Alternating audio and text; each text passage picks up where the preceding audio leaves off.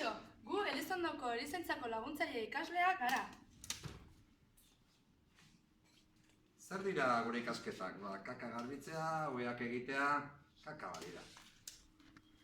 Gure ikasketak horrela dira, pentsatzen baduzu, oker zaude. Jendarekin harremanetan egotea eta osasun arloa gustuko baduzu, hauek dira zure ikasketak. Ikasketak amaitu eta gero lan egiteko edo ikasteko aukera izango duzu. Goi mailako ziklo bat edo nahi baduzu unibertsitatea. Eta lan mundura joan nahi baldin baduzu, ospitaletan, ambulantzitan, dentistan edo zarretxetan lan egiten duzu. Eta ikasketa hauek ez dira soilik emakumeen kontua. Gizonezkoek ere asko daukagu esateko eta egiteko. Anima zaitezte!